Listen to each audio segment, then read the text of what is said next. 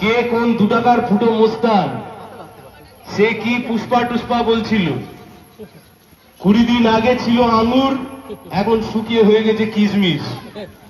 24 তারিখের পর ও কিশমিশ ছিবড়ে হয়ে যাবে, কিশমিশও খুঁজে পাওয়া যাবে না। কি যোগ্যতা বলুন তো ফুটো মোস্তানটার? বাজারে ছেড়ে দিন, গায়ে গতরে খাটিয়ে খেতে বলুন, 200 টাকা ইনকাম করতে পারবে না সারাদিনে। আমার যে দাদা, আমার যে চাচা, যে সারাদিনে টোটো চালায়, যে সারাদিনে ভ্যান চালায়, সে মেহনত করে পয়সা কামায়, সে মেহনত করে মাথার ঘাম পায়ে ফেলে 10টা টাকা ইনকাম করে। আরে 2 পয়সার ফুটো মোস্তান কি ছিল কি ছিল না, একটা ফেরতবাজ, ভেতর থেকে পুরো কালো হয়ে গেছে, মন কালো হয়ে গেছে, মানুষকে মেরে মেরে সমাজ কালো করে ফেলেছে।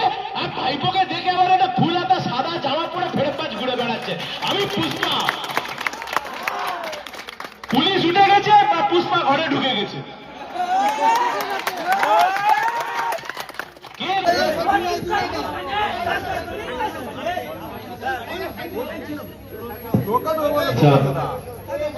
আমার আওয়াজ যত দূর অব্দি গিয়ে পৌঁছচ্ছে,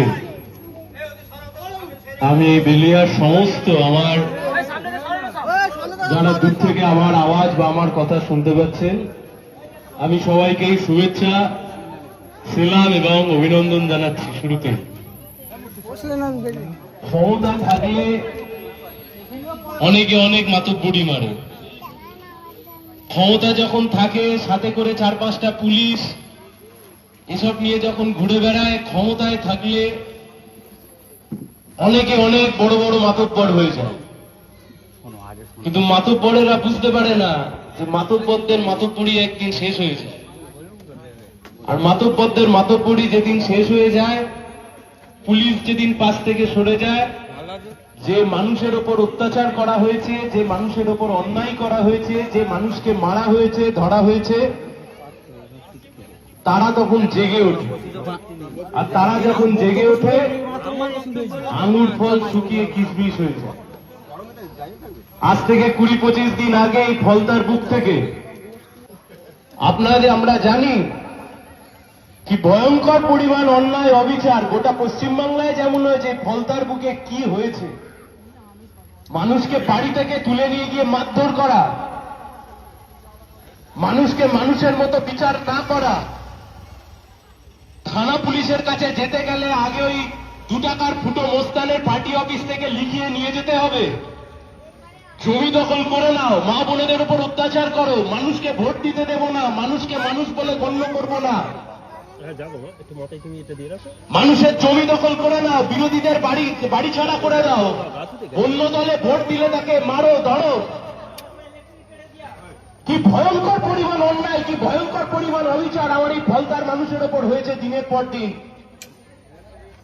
এইবারের ভোট যখন হয়, 29 তারিখের ভোট, এমনকি সেই ভোটের সময় যারা তৃণমূলকে ভোট দিতে চায়নি, কার্যত তাদেরকে বাধ্য করা হয়েছে তৃণমূলকে ভোট দেওয়ার জন্য।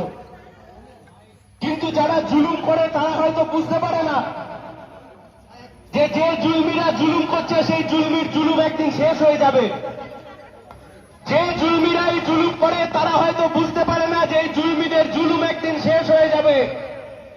আর মানুষ যেদিন জেগে উঠবে, এই জুলমিরা জুলুম করবার জায়গা পাবে না।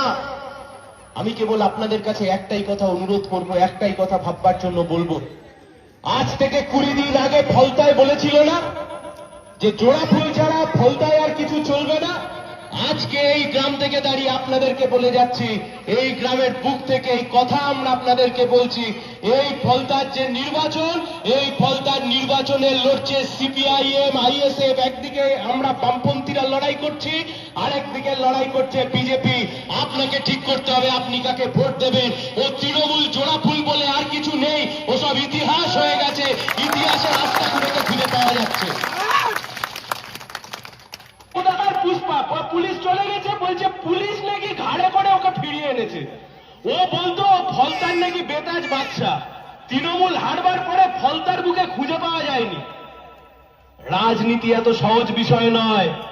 তুমি একদিন জুলুম করবে, তুমি 2 দিন জুলুম করবে, তুমি 3 দিন জুলুম করবে, 4 দিনের মাথায় মানুষ যখন গর্জে উঠবে, বাপ বাপ কেউ ছাড়বে না, বাড়ি থেকে তাড়া করবে তখন। কিন্তু রাজনীতি মানে আমরা বামপন্থীরা বুঝি রাজনীতি মানে রুটি রুজির কথা। জিনিসের দাম কমাতে হবে, গ্যাসের দাম বাড়ছে, গ্যাসের দাম কমাতে হবে, কম বয়সী ছেলে মেয়েদেরকে কাজের ব্যবস্থা করতে হবে। এই ফলতার বুকে শিল্প কলকারখানা ফেরত পাসটা তুলে দিয়েছে, লাটে উঠে দিয়েছে। 75টা কলকারখানা ছিল আমরা যখন সরকার থেকে চলে যাই, special economic zone Falta, crore crore টাকার ব্যবসা হয় এখানে, সরকার কত ইনকাম করতো এই জায়গা থেকে। 75টা কারখানা আজকে 14টা বড় কারখানা এসে ঠেকেছে। চলতে পারে? আমি আপনাদেরকে ভাববার জন্য অনুরোধ করছি। তাই এই লড়াই আমরা লড়ছি, এই লড়াই আমরা লড়ছি আসলে দেশকে বাঁচানোর জন্য, সংবিধানকে বাঁচানোর জন্য।